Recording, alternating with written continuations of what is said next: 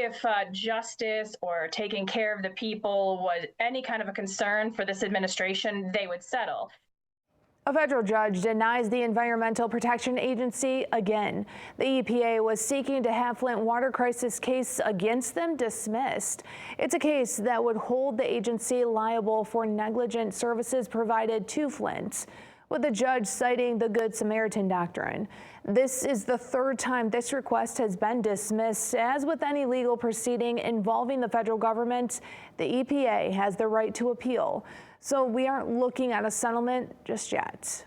Today is day 4,171 in the ongoing Flint water crisis. Flint residents filed a lawsuit against the EPA in 2017, alleging the agency was aware of complaints about the water and had authority to intervene, but didn't.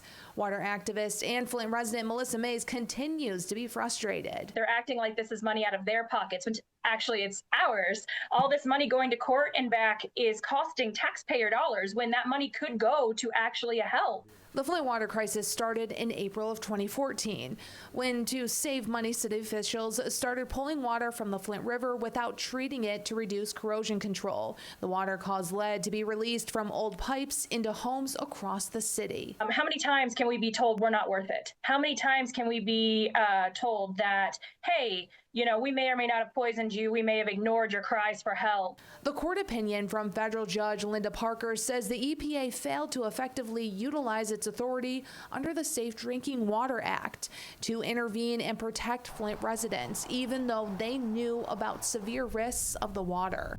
The only thing that's left now is to see whether or not they're going to appeal. As Cooley Law professor Mark Dotson says, an appeal would delay the case more. They're going to raise whatever challenges they can bring legally and in good faith.